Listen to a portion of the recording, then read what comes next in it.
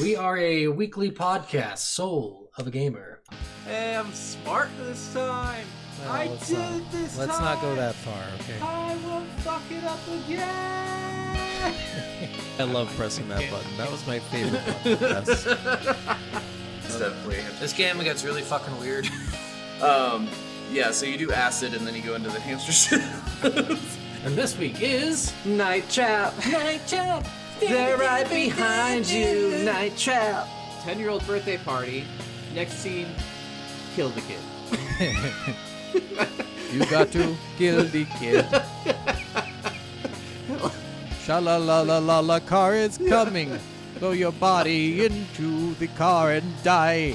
All I could do every time I was playing Ethan was just would start walking around and go, Jason! Oh, God. It's just... You got to get your voice all warmed up to talk into a microphone. I feel like, do you ever see that old thing of the radio announcers when they do that shit? No. Well, they used to like have those like very like, hey, this is DJ X from WKCY, and they had to really practice that, so they would do those vocal warm-ups before. Oh, yeah. And I'm like, you guys are really fucking crazy. Just talk in your normal voice. Honestly, it's more grating to me to hear someone trying really hard to talk like an asshole than it is for hearing like someone just talk normally. Mistakes, like I'll take the mistakes in the fucking talking, you know? There are some voices that are just so naturally like radio heavy voices that you're just like, you just sound like you belong in the radio just naturally. Like your voice just screams, I need to be on the radio. Like you're doing a radio voice just naturally, and I don't know how you're doing it. But your the people voice screams, I need to be on the radio, but your personality screams, I have children in my basement. That happens sometimes. It does. A lot of the times. All right. Well, welcome back, everybody. I'm Scott. Yes. And I'm Steven. And we are Soul of a Gamer podcast. Each week we play a game, or every other week or something. We play a game and we tell you about the game, or we do a hot takes and we tell you about some of our most controversial things we don't like, or don't have an opinion just on. the feelings that we have in general or don't have in general. Just lack of or have extreme sport. Extreme. But yes, I'm trying to tie in what? Extreme what? Where are you going? I was going to the sports. next. I was segueing. Oh, okay. No, segue. I was just saying extreme sport. There we go. Okay, that's what you get. Well, speaking of extreme sports, we were talking about Mario Kart not too long ago, and I actually posted a TikTok video about that. And that video surprisingly got a decent amount of views, 1,700, which for us is decent. Shut up, I know it's small. But we were talking about how I don't watch TikTok. Mario Kart World is being a little too complicated, and we didn't like that the Mario Kart is basically seeming more like a skateboard than a kart racing game. Is it Mario Kart World? Is that what it's called? Yes. Oh my God! Just stop. Just call it because fucking it's open world now too. I don't care if it's open world or not. Just call it fucking Mario Kart. When you 9. do Grand Prix, you have to race, and then you have to like travel on the open world to the next race and stuff like that now. It's kind of like, so they're stealing Crash Bandicoot racing ideas. Things that were invented in the fucking 90s. Way to go, guys. You're doing Nintendo, you are awesome. Yeah, and then they added the skateboard mechanics. Yep. But I just wanted to point out a couple of things with that I thought were kind of fun takeaways from it, or kind of fun things. So one of the first things that I had on here was that a few people said that it's funny how people who have never played a game can have such strong opinions. And as there are times where I agree with that statement for certain things, like if I said that the game was terrible, I would agree with you because I can't say it's terrible if I've never played it.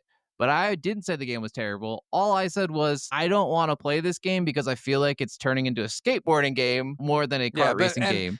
Like, would you say it's funny how people who've never murdered someone think murder is bad? Like, what the fuck are you talking about? Like, no, you can watch a video on something and say, that doesn't look fun to me. Well, yeah, your opinion might change when you play it. And in fact, it probably plays like every fucking Mario game because they all fucking do. So it's probably a little bit fun. So get the fuck over yourself, dude. Well, and have you never watched a movie trailer where you're like, oh my God, they got that guy to play that in the new one? Fuck that. I don't even want to go watch that. You've never had that reaction to anything. Have you ever said a movie was bad? Life? Were you part of making that fucking movie? Go fuck yourself. Were you ever look at the box at a frozen dinner aisle and like, that looks terrible? I should buy that, need it, so I can actually judge it? Or do you just like, no, I don't want that? Yeah, Like, that looks you like can it's make gonna your give me judgments. heartburn. Yeah, You yeah, can make like judgments, but I can't say the game is inherently terrible or plays badly. I can't say any of those it things probably because I plays, haven't like I played the said, like game. every other fucking Yeah, Mario it Kart. Like does. they all play And the same. honestly, there was one guy who really came and said a bunch of really nice things, just saying like, "Hey, actually, the Mario Kart like skateboarding is really honestly just more of a thing for the tryhards, and casual players don't do it well enough for it to actually enhance their gameplay." So Fucking you, tryhards. so he actually, it was really cool. I think this guy's name was Brad Z Power, but yeah, he actually had a couple back and forths with me, just giving me more information about what changed with the game, things he likes, things he didn't like, things that changed, and I was like, oh, okay, that's a really good, interesting perspective, and you made me almost want to give it a try if or when I ever get a Switch 2, which at the time I'm not because there's no games worth it. Yeah, and honestly, it's just like I'm like liking Nintendo less and less every day. I know it's hard because like I've been really like you. I know you've been anti Nintendo for a long time, but I've been kind of still just like no, I still like them. They're just I don't necessarily agree. Like I agree, but I don't like I want to love them because I love so much of what they've done. But then at the same time, like everything I keep seeing on the news lately, I'm like yeah, they please, just suck. So I mean, yeah. whether they agree they suck or not doesn't matter. But I think they suck. The other controversial take for the game, though, that I wanted to bring up that I thought was interesting was we had someone say that Mario Kart has never been a racing game. It's a strategy game with carts. And there was a decent What? argument back and forth with that. Interesting. Okay, well, I if they say so, from start to finish seems like a racing game to me. But whatever. What do I I know? mean, I'm just a guy who plays games. I mean, there is strategy in the game. I'm not saying there's none, but and one of the users even pointed out in a lot of the older Mario games, it was really easy for you if you are good at a racing game to just get in first and stay in first, no matter how much. And blue shells were way more lax back in the day, and they didn't appear as often. And you didn't have as many people on the track either, so you didn't have as many people getting access to blue shells. And so, like, it did feel more like racing games back in the day. And I was like, "Thank you." Like, I agree, like 100%. It did feel more like racing games, and more, the more they keep adding, the more strategy they add, the more in depth they add, the more that it has a lot more to master. It used to be a game that anyone could pick up at any time and win a race, and now it's becoming if you know all of these things, you can win a race. Yeah. But and yes, on the casual level, you might still be able to win races, whatever. I understand that, but I'm saying the difficulty spike of the higher ceiling of the game keeps raising, and I liked how simple it was in an easy, approachable game for everyone. Yeah. I miss Double Dash, man. That was the fun shit. Dude, I never got to play Double Dash. I never It's had so a good. fucking cube That at the was the time. that was the best one. All right, well, I let's know. move on past Yes. this and jump right into honestly, I think we'll no, Oh, I think we'll just skip the what are we playing this week since we jumped into the TikTok stuff. oh, sure. Yeah, and we'll just jump right into Lost and Random. Yes. We hope you enjoyed our last week's hot takes. That was the one Yes. Steven was talking about. I believe it was what was it again? It was Oh, oh you're god, gonna I pull can't. this up on me.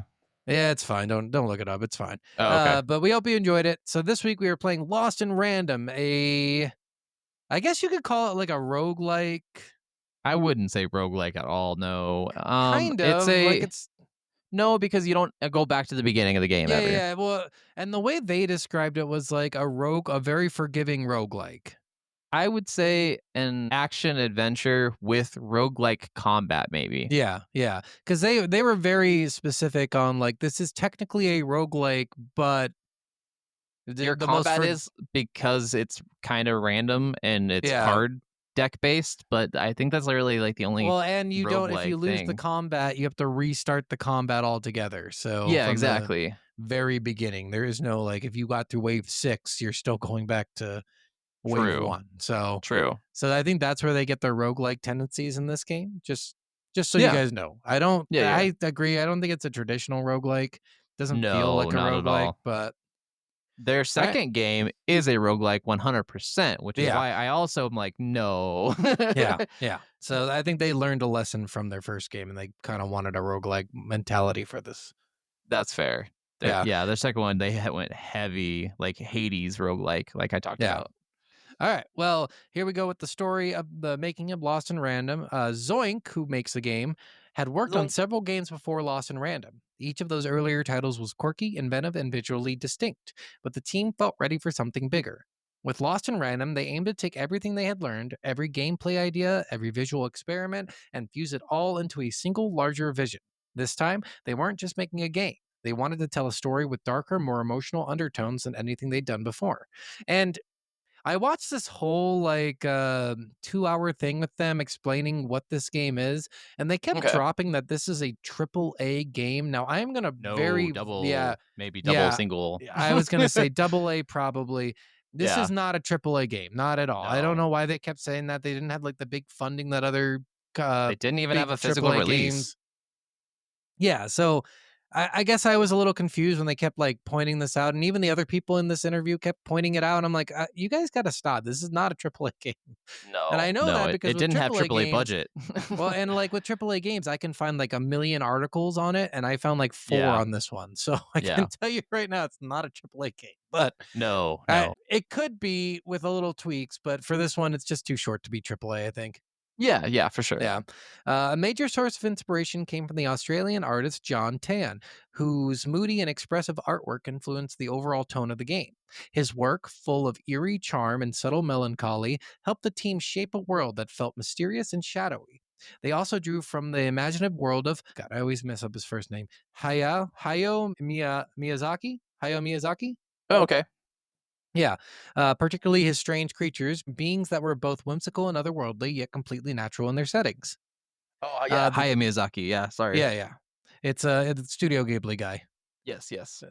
The true spark, however, came from a single image, a painting of a girl holding a die, seemingly trapped inside of a board game world. That single painting lit the creative fire that captured the exact feeling they wanted, a fantastical world ruled by chance, where fate was literally determined by a roll of the dice. And Bum, also, they bum, never in bum. the 2-hour video I watched, they never mentioned who made this painting. I have to assume it was the John Tan guy, Probably. I mean, it but sounds they like it. literally never fucking mentioned who drew this or who painted it or anything. Like, I was just kind of upset because I'm like, you guys want to give proper credit? Like, if John Tan did this, say his name again so I have more information, but Right. not sure why you didn't. From the beginning, the developers knew they wanted Lost in Random to feel different, not just in tone, but in movement and style. To convey the sense of a handcrafted stop motion world, the team sent clay motion films to their animators. These films helped them express the kind of motion and atmosphere they wanted the characters to have. Initially, they tried skipping every other animation frame, hoping it would give the game that jerky, charming claymation feel. But in the Yeah. game engine, that made things look too laggy, too choppy. So they scrapped the idea, focusing instead on capturing the feel of claymation through the design, lighting, and animation style. And it was actually really cool. They were super into claymation. They were literally Oh, like that's cool. they were showing like the movies that they were inspired by. They were showing like the Tim Burton movies Yeah. that kind of were in similar claymation style. They Like really love claymation. Nightmare Before Christmas and Coraline kind of Yeah, and stuff. even better is they wanted to make the entire animation from claymation, and they're like, "That's really dumb. This is going to take us literally years just to get the claymation Yeah, done." I mean, that's a lot. Yeah, it was really funny though, them talking about it. I watched the behind the Um, scenes of the Wallace and Gromit director, and he was even talking about just like one train scene that he did and how he had to do it and how many times they had to film it and how many days it took. And I was like, oh my It God, takes it's claymation's hard, wild. dude. It is insane. You have to have a whole team for that. You have to be shooting Yeah. multiple things at once. Like it is Plus the sets and insane. stuff, it's and Yeah, puppetry is they're crazy. giant. Yeah. They take up like literal like 2,000 square foot Warehouses. rooms just for like Yeah. two scenes. Like it's Oh, they're fucking ridiculous. crazy. Yeah. Uh, to make this world come to life, they built it using Unity Engine. It was the biggest team Zoink had ever assembled. 50 people compared to like it's just, again, AAA games, no Yeah. AAA game is made with 50 fucking people, guys. No. Compared to the 20 or so they'd had on previous projects. They built it in the middle of a global pandemic. Despite the physical distance, the team maintained strong communication and adapted to remote work, pushing through the uncertainty to keep the development on track. Much of the game's visual identity was shaped by practical experimentation. Key characters were first modeled in clay, because of course they were, actual Fair. physical sculptures that were handed off to the animators as reference. And they had a really funny story on this. the director of the game invited like the entire art team to come out to a Christmas party. And when they got there, he's like, okay, so what we're going to do today for fun, we're going to make clay sculptures. And some of the sculptures they made that night made it into the game. The Shadow Man Oh, was made that nice. night. Yeah, it was really That's funny. awesome. And the That's guy a cool way kept to it. do it, though. Yeah, the guy kept all the clay sculptures. He never put it in an oven, so it was kind of moldy still. And he's like, Oh, "Yeah, okay. it's kind of cool to have this on my desk, it's inspiration For because this is sure. the Shadow Man and I made him." So, That's so cool. isn't it? Like, it's really sweet. Yeah. Um, this process gave the characters a unique, grounded style and helped preserve the handcrafted stop motion feel they were aiming for. As for the creatures that inhabited this strange world, the developers took inspiration from Star Wars. Specifically, how Star Wars, and I never thought of this before, by the way, this is very interesting. Okay. How Star Wars worlds were filled with wildly different species without explanation. No one questions why there are dozens of alien types in a cantina. They just are. That's the same approach Zoink took. Towns in Lost and Random were filled with odd alien like beings, and the team never felt they needed to justify their existence. Perfect, honestly. Yeah, and a lot of their inspiration for those guys came from old fairy tales, like original Oh, yeah? fairy tales. So, Nice. No, I mean, that's really uh, cool. Like, yeah, it's a isn't that interesting take. interesting? Yeah. Yeah, Yeah, and honestly, it's it makes a lot of sense, and I never thought about that with Star Wars either, but they did get that vibe because I never questioned it either. If you don't yeah, ever give an explanation, no one questions it a lot of times. yep, super interesting. The Yeah. game's development was full of clever shortcuts and improvisation. I don't know why I can't say that word. At That's one fair. point, a rat character was needed, but instead of building a new model, the team simply reskinned an existing character to look like a rat. I mean, And fair. they another one is they took that rat character they made, the bigger one, and in the beginning, you get to Two Town, there's a rat that Mhm. runs by you, and the guy's like, it's quick, and if you looked really closely, you'd see it's literally the same rat that's just walking around at normal size, Oh, damn. but, like, I just shrunk him down and took his clothes off, and that's the rat. Oh, god. It's just funny. That They is pretty they good. they they did stuff like that for a lot of it, and it's, like, all just Okay. shortcuts. Fair. But not all, every challenge had an easy fix. One major obstacle came from the art style itself. The heavily stylized environments weren't easy to render in large open levels. Early on, the team experimented with a system that divided the world into cubes. And this, I guess, is normal. So, for like normal games, you divide each rendered area into a cube. And while you're in that cube, the area is rendered. As you leave that cube, Minecraft style. the next area Yeah. gets rendered and the previous area stops being rendered. And that way you save on like performance and you don't have to worry about Yes. rendering everything at the same time. Yes. Which is why a lot of games, games, and games have gotten better at hiding it and hiding it faster, but a lot of games made you do those, like, sections where you were, like, crawling on a wall because it would be Yeah. loading the next cube Yeah. and switching over from that cube. Yeah. The idea was that only the cube the player was standing in would be rendered, saving on performance, but that system proved too limiting. The transitions between cubes disrupted the flow and made the game feel small. Eventually, they landed on a better solution, sectional rendering. Each level was divided into sections. As long as the player stayed in one, that section would be fully active. Between sections, they created a narrow buffer zone where two sections would load at once, allowing seamless transitions without dropping detail or immersion. Nice. That's a good Yeah, way to go around that, actually. yeah, it's cool to hear about some of this stuff because we just take it for granted when we're playing games. 100%. Yeah. We don't think about how hard it is. Like they showed some fog in Three Town. You go there and you see this fog like over a battlefield, and they're like, what's funny is the fog out there is just literally us drawing, like it's us coloring Yeah. in, so we don't have to show what isn't rendered. Because if we show what isn't rendered, you're gonna see literally nothing. Yeah. Like No, I they love. zoom they Oh, zoom go out ahead. into the giant robot things in Three Okay. Town, Yeah. and you see that they're literally standing on nothing. They're just floating in the air. Like it is kind of funny. Like that's why they need the fog to avoid people noticing that Oh, stuff. anytime you go in, like, if you find like a god mode or like a creator like view where you can like kind of break the map and like look behind everything Yeah, that the levels have, it's always crazy to see like how nothing is back there and yeah. how only like inside this realm everything is. It's really cool though.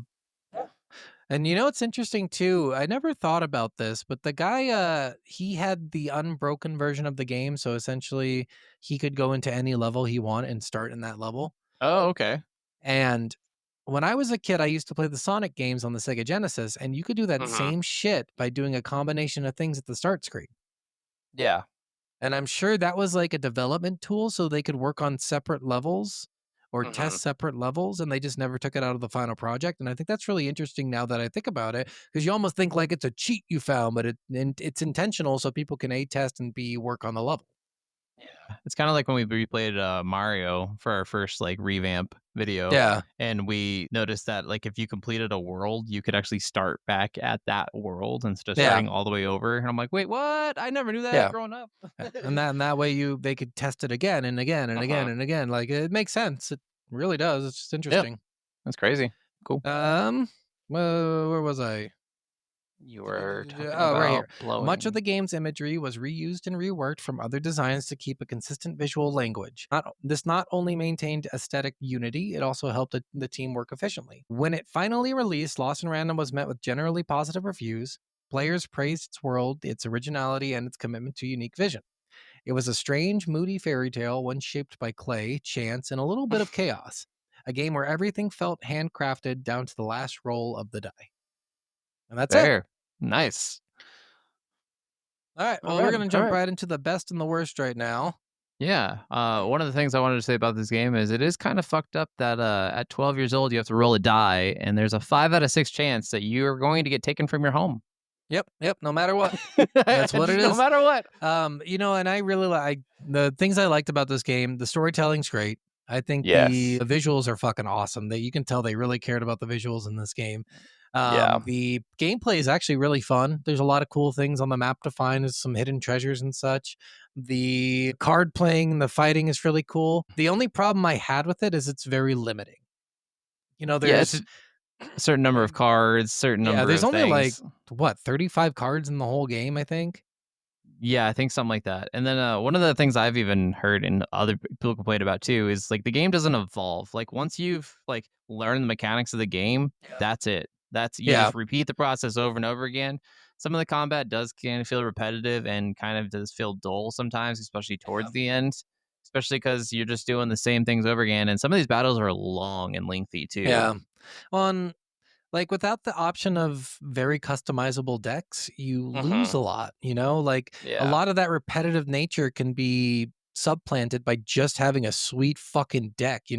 Like when I used to play Kingdom Hearts Chain of Memories, one of the Mhm. most fun parts of that game was making a deck, trying it out on just some random enemy that you fought a million times before and watching how you fucking dominate them. Like, Mhm. and that's the love. And that game was, made in 2000, and it has 20 times the amount of cards that this game Yeah, has, or 30 times. yeah. It's just like I think they really limited themselves with the amount of cards they put in the game. And if they were a true AAA game, this should have been like a 150 to 200 card With thing, right? DLC card packs and all this No, stuff. I Like wouldn't on done DLC card pack. I would have just like put a what shit I ton would of have cards done, in. I would have done a DLC New Game Plus with a new 35 card pack, a whole different card pack. That would That have way been you could sweet. play the entire game, but fully fresh with a whole new system. Like Yeah. that would be interesting. Yeah. Then like that was the most limiting thing to me. It's like the deck's only 15 cards. You draw 5 at a time. So essentially by Mhm. turn 3, you're already done with Gone your through deck. it, Like yeah. you're done. Um, And some of these and you battles can last around like 20 minutes, so yeah, it takes a some of them while. can. Honestly, I didn't struggle with any of the battles or anything. I just got a No, little no, they're bored because easy.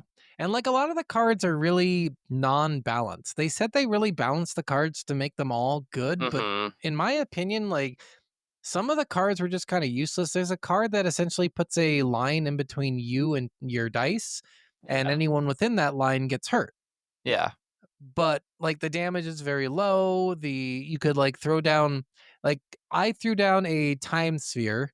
Mhm. So the time was slowed for these guys. They're all on the ground, and I'm still not hitting them with this because it's not high enough off the ground.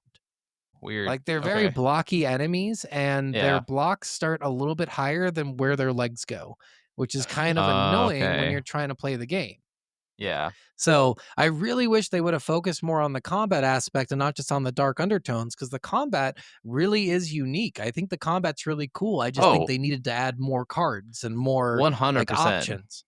And more variety of enemies, because honestly, the enemies yeah. never change. You basically By Two Town, you Yeah. have faced every enemy outside of a boss that you have to face. Yep, essentially. Yeah. Yeah, no, I full-heartedly agree. I think that is it's some of the best and the worst because like we said, the combat is so unique and fresh and it is really fun, but it Yeah. is just too repetitive because of how limited it is. Yeah, Um, and like again, everything else is great. The story is actually really cool. The graphics are amazing. Like jumping through the background story is really cool. Just this Mhm. fucking thing egging you on is Yeah. the fact that the cards aren't that unique. And the Yeah. fact that they don't so they do this thing in the game, which I also did not like, where they give you cards, right? You complete a Yeah. quest and you get a card for completing the quest. But these Yeah. cards are not unique to the quest. You don't have to do True. the quest and you can still get that card by just opening up a card pack. True. I mean, And I think fair. it just makes it feel like what's the point in doing a side quest if you're just going to get a reward that you can easily get by buying shit? Or more I mean, but the storytelling and stuff is kind of the best parts of this game as well. I would say Yeah. that's where most of the game lies, and like the storytelling so rich and like poetic, and like the narrator gives such a awesome like fairy tale fable vibe to it Yeah. all too. So I mean, I think I agree that I think they did the combat in the roguelike better, and I think the like especially dice powers are a lot better in the new one. Like I honestly Then played with dicey so much more in the new one. yeah, I mean, I'm guessing that they just did a much better job at like they learned their lessons from this one. They saw what they did right, they saw what they did wrong, and they moved Mhm. on.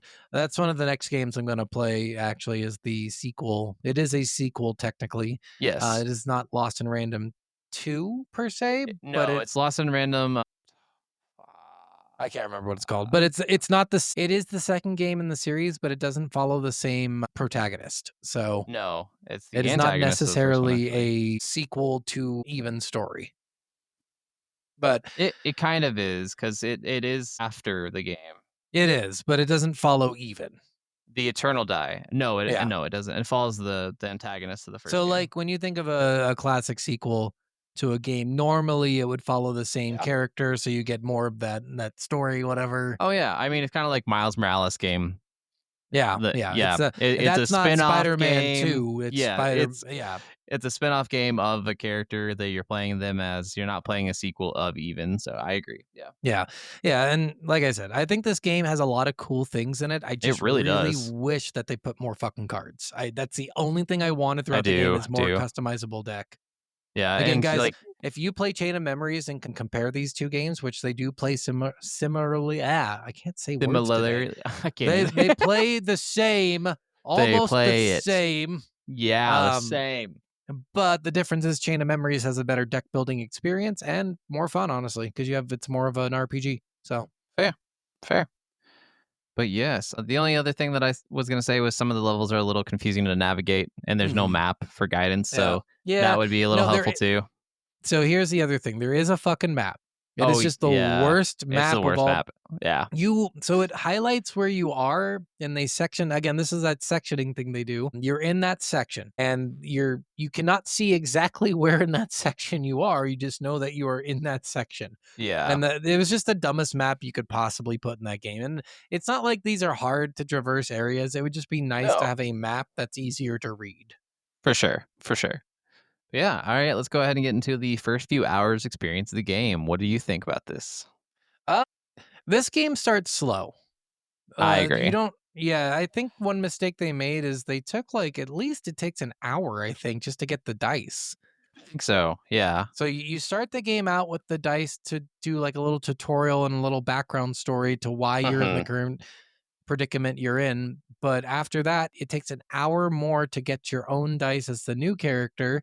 And so you're not doing any combat for an hour, but you're walking around and kind of experiencing the world. Yeah. But I would say besides the puzzles, like there's not a lot to do. So Mhm. it almost fails the 2 hour test, but I think it passes just based on some of the puzzles they do introduce in this. I was gonna say just because of the story and the art style, like I was intrigued from the get go Yeah. right away. Like I was invested in the world and I wanted to know more. And seems like a very interesting, like complex, and the way everything works with the 6 different villages that you have to Yeah. roll a dice for. Like there's a lot that's very intriguing about it, but it is really slow. And I even Yeah. was replaying it again recently and was like, I forgot how slow this beginning is. Like, Yeah. God. It does pick up a bunch in the second area, Yes, though. it Like, does. you have Yes. a lot more fun by the second area. It's just hard to get there because and they have, they do that stupid thing. Steve and I complain about this a lot, forced walking. Yes. I hate it when games force you to walk to admire the view. Like, I'm already admiring everything in a game when I'm playing. Oh, If you're not, seriously. then it's not for you to admire. That's fine. Yeah. Don't But force people to fucking do it.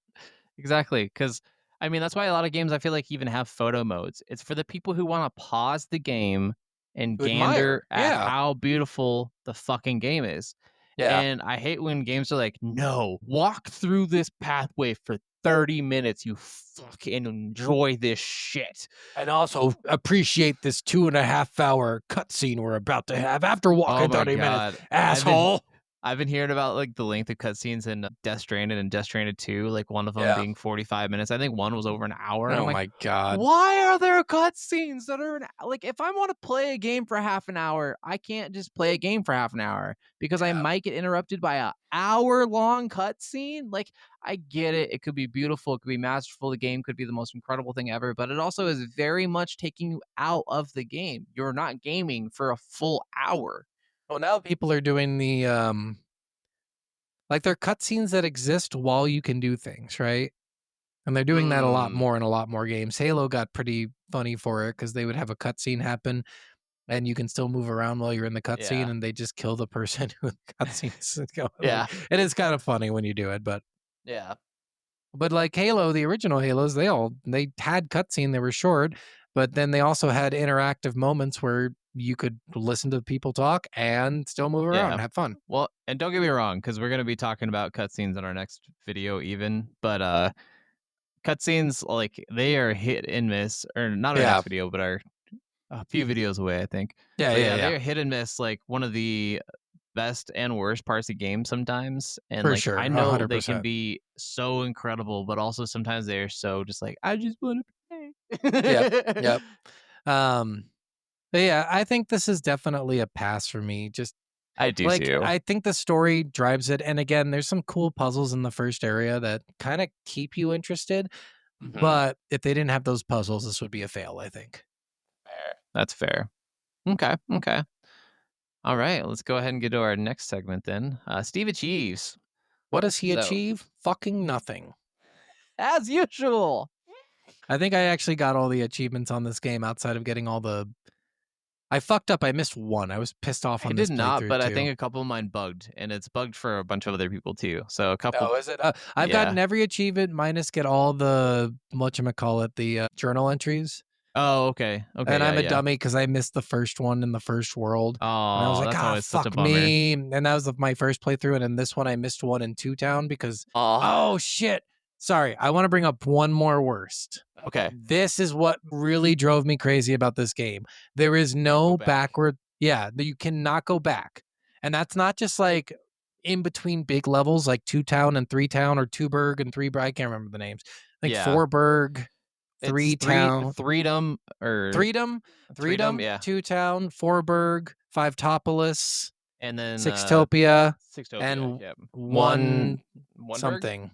I don't remember. Maybe it's one burg. I don't. Who knows? Anyway, in the second area, like literally, they have two areas in the second area, and once you go past the second of the two areas, you cannot go back to it. So anything you Yeah. missed in that area, you're fucked. And So I think pissed. I think that was the stupidest thing they could have done. Yeah, you can't even go back at all, like later after the game or anything either. It's really Yeah. annoying. Yeah, it's really annoying because again, if you just want to like get all the achievements, well, now you have to play the whole game again, which would be fine. But again, the game can be a little lengthy especially with the fights, and it gets a little boring Yeah. to fight all the time. Yeah. So I definitely agree because I mean, I missed which one I'm going to be talking about, the knock knock achievement for going home and knocking. I wanted to bring this one up because it's so easily missable at the beginning of the game when you were. Yeah, but what's nice about this one, I missed this one too when I Yeah. first played, and I just went back and I played 2 minutes It's of the right game at and I the knocked. yeah, it's right at the beginning, so it's not Yeah. too bad, but it is one of those ones that's easily missable. I have had this happen in so many games where I missed something right at the beginning because I didn't look at the achievement list before wanting to play because I want to play with some element of surprise, but That's you fair. almost have to sometimes. Yeah, And with I'm like, these games where you can't go back, especially. yes. So That is definitely annoying. I did want to say the game is about 9 hours long, and about 15 to 20 hours to 100% complete. And it really just depends on if you play with a guide your first playthrough. I think you can get all the achievements, but if you're gonna have to play You it don't need, you twice, honestly do not need to play with a guide.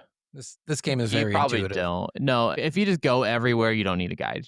And it's really not hard to go everywhere. Another achievement in this game is On Guard. Go unscathed for 5 minutes in battle. This one is probably, from everything I've seen online, the easiest way to do this is just at the beginning when you're playing as the queen. Just run around in circles, never get hit for five Oh, I minutes, and did. then you can get this. So I did Pretty most of my easy. achievements at the end of the game. That's fair too. So and it wasn't too bad. I just filled my stuff with like defensive. So Well, okay, that's fair it too. includes using the shields and shit. If you Yeah, get hit with the shields, it doesn't count as getting hit. true.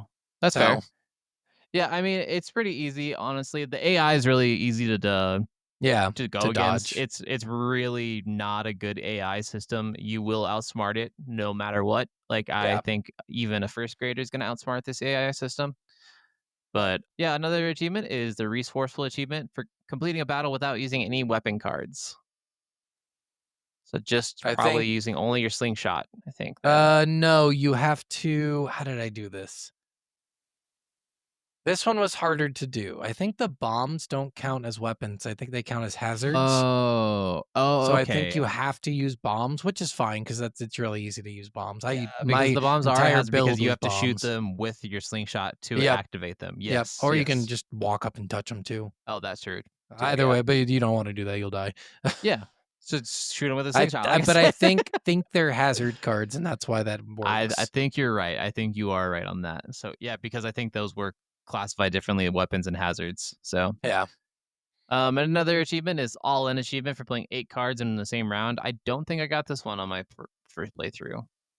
So this one is actually not too hard to do. You just essentially you'll draw 5, Mm-hmm. right? And individually you fill up your marker, Yeah. and you have 3 pins so you can save cards. So if you draw 5 and you get 3 of the extra whatever, Yes. Okay. you play all of those. So you have for the next one you save all those, play your first 2, Okay. draw more cards and play more. Like I'm pretty sure Okay. that's how I did it. I can't remember. I did that again. This was my first Fair. playthrough years ago. So And then one that seems to be bugged for a lot of people, so I wanted to give a warning for this one, is the closure achievement. This is for defeating the Shadow Man once and for all. I think you have to find him a couple times, and on the third time you find him in a jail cell in the Sixtopia world. yep. And you talk to him, and he lets you know, like, the queen hired him to kill the King of Threedom, to cause the battle for all eternity, because all 3 kids would be This is battling. the one where your dialogue option, you have to pick the right one to defeat him once and for all. Yes. So this one, you have to be very particular on what you say, or you will not get this achievement. And I didn't get this achievement because I said something wrong. So this is one to watch out for. And This I is have one of heard that those this one's also a fuck bugged you ones. achievement. So you So, just tell him but to I go fuck also, himself. yeah, pretty much. Like, I ain't scared of you. You a little pity ass bitch. Yeah, that's exactly what it says. Actually, it's crazy. I know. You You gotta actually tell him he's just pity. I meant it. All right. So let's go ahead and move on to the hunt for all the eggs. I was questioning whether I know there's a lot of eggs in this, and one of the ones I want to bring up before you start, because I'm sure it's not on your list, because this was in the 2-hour video. So the cannons in Threedom, Okay. they're actually made of pots. So originally, when they were making the cannons, you can tell that if you turn them like lengthwise, Okay. they are all pots. They're all flower pots. They just got like long flower pots as the Yeah, then cannons. they reskin them a tiny bit to make them look Oh more like gosh. cannons. It was Okay. actually kind of funny. They're like, we didn't have any cannons to start, so I had some flower pots, so I put those down as cannons. It's Fair. pretty All funny. right. I just figured that wasn't on your list because that's kind of out there, and I just saw it in the No, but video. that's a really good canon Easter egg. Yeah. Okay, that was really bad. That was All really right. bad. So, kind of what you were saying, there is literally no traditional blatant Easter eggs in this. Yeah. There's nothing that says like, "Hey, this is from this franchise." Yeah. A lot of people point out that a lot of things were Tim Burton-esque and Yeah. like Coraline-esque, which yes, there is that. Evan's toy is a rabbit, and a lot of people said it's a nod to Alice in Wonderland, and Yeah, it that's appears another. in her During dreams the and video, visions they throughout the they game. talked about that nonstop. They're like, Yeah. and not Alice in Wonderland, specifically the game Alice. Yes, Alice, Yeah. Madness Returns, like those The games, the American yeah, McGee Alice, yes, yeah, yes. because he had Alice and then Alice Madness Returns, I think was the Which we sequel. played originally, which was fucking Yes, phenomenal. dude, it's so good. That's an Yeah, underrated title for sure. for sure. The art in that is just amazing too. Oh, that one's incredible, and that one's like way darker too, and Yeah, way creepier, like way more adult. Like that yeah, one, for and the sure. combat in that is way better too. Yeah, But yeah, the another one is there's a secret room in Sixtopia. There's a hidden room where there's concept art models and an homage to the developers, kind of a mini museum for for the most thorough of explorers for the game. okay. I didn't find that, but that's really cool Is that that in that's the in there. castle behind the I throne? think so. I think so. There's a narrator commentary. If you go idle for too long or walk back and forth a lot, the narrator will start making snarky and funny comments about your gameplay style. I think that's just a Okay. little fun little like Yeah, Easter egg little moment thing that not a dude, lot they're of doing people that a will lot notice. more now, where they Yeah. kind of make fun of people who go idle. Oh, dude, I love that stuff so much, though. Like, oh my Yeah. god. Speaking of Death Stranding, I saw the most wild idle animation video I've ever seen in my entire life, and it made me question everything about life. Okay. So Norman Reedus as a character is just he just sits down on the ground in like the middle of this desert, and then all of a sudden, like this like suitcase or like coffin thing like opens up behind him, and this guy crawls out of it, and he like looks at the camera and he's like, and then he walks up behind Norman Reedus' character, like taps him on the shoulder. Norman Reedus stands up and he just says something like, "I have to do this" or something. And then all of a sudden, a giant tentacle tongue comes out of his mouth, and a giant tentacle tongue comes out of Norman Reedus' mouth. And they lock tongues, wrap around each other. Then they start like wrapping themselves in a giant tentacle like That cocoon. sounds so And I'm like, stupid. what the fuck is happening? And then Norman Reedus' character wakes up like it was a dream. And he's like, I was like, what? You know I what it just is? watched. It's the TikTok influence now, or the phone influence in general, where like you'll be playing a game, you'll be like, okay, I better look this up really fast. And then you'll be stuck on your phone for 30.5 minutes because you're like, I also want to check this. Well, I also want to do this. Well, I also want to watch this little Yeah. video that I just got. Well, I also, I think that's why they're doing all these fun, like, Oh yeah. standstill animations, just because it makes sense. People are sure. definitely like that. Yeah. One of the other things I wanted to bring up in this was that Dicey in the game speaks gibberish. It's not really a language, but it is kind of a made up language that the devs actually kind of revealed they actually use consonant phonetics. So fans have actually partially translated some of the phrases. I haven't found any of those translations. I was kind of looking for it a little bit because I was kind of curious on Yeah. what any of it says, if it actually does say something. But apparently there are fans that have been working on trying to translate this dicey gibberish, which is kind of Nice. hilarious. So I yeah. wonder, like, I'm pretty sure this is a Swedish company, Zoink, if I remember right. It's I Swedish can't or remember, yeah. Norwegian. Okay. So I wonder if a lot of their phonetics come from that language rather than English. Maybe. That could be also. Yeah. Yeah. But yeah, that's all I got for those. So let's go ahead and get into our final values of what it's worth. There was one more that you didn't Oh. mention that I'm upset at you for. Oh shit. Uh-oh. In Freedom, you can it's just so funny. They're just so dumb. If you look in the distance, you can see a clothesline with clothes on it, and one of the pants is just a 3-legged pair of pants. It's just dumb. Like, and they would do that.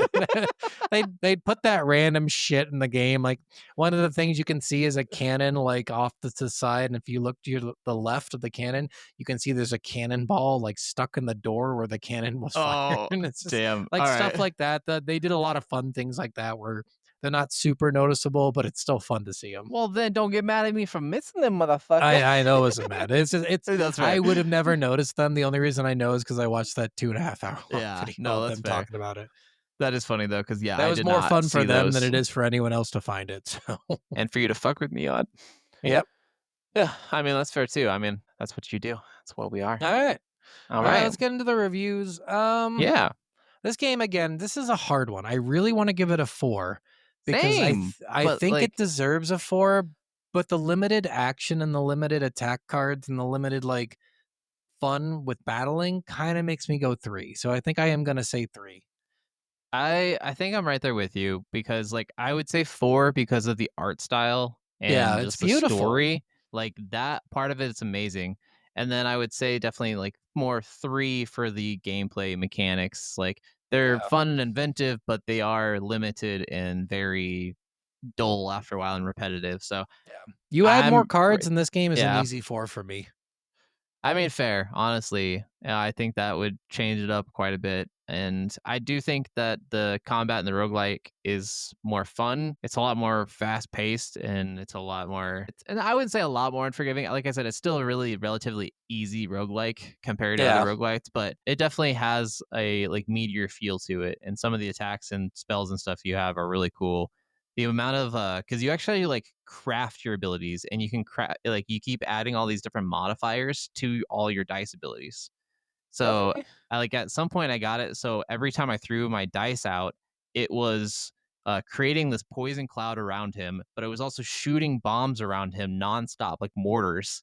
And Nice. then he also I could whistle him to come back so I could throw him again and I could just and that had a like a certain cooldown on it.